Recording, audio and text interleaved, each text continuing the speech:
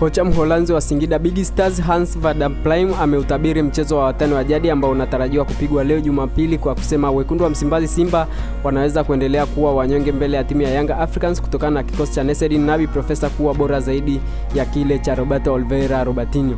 Licha ya kwamba michezo ya dabi muda mwingine imekuwa haitabiriki kutokana na upinzani wa jadi uliopo ndani ya nje ya uwanja, Plym ambaye aliwahi kufanya makubwa akiwa na Yanga anaamini kuwa waajiri wake hao wa zamani wanaweza kuibuka na ushindi wa magoli 2-1 huku akisifu uwezo wa Nabi kwenye mbinu. Plym alisema dabi ya awamu hii itazinufaisha timu zote mbili zikiwa kwenye viwango vya juu, lakini ukitizama kwa makini unaweza kuona utofauti mdogo hasa kwa ubora wa wachezaji mmoja kwenye maeneo tofauti na kikosi kwa ujumla.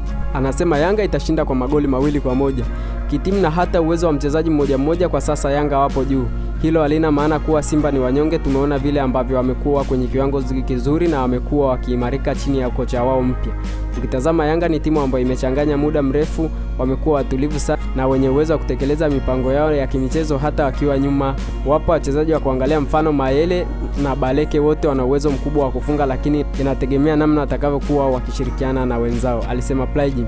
Plym alifundisha Yanga kwa mara ya kwanza msimu wa 2013-2014 na kuifikisha timu hiyo nafasi ya pili ya ligi kuu bara nyuma ya Azam FC walionyakua ubingwa huo kwa mara ya kwanza, msimu wa mafanikio kwake ukiwa msimu wa 2015-16 baada ya kurudi tena kupokea timu kutoka kwa Brazil Marcio Maximo.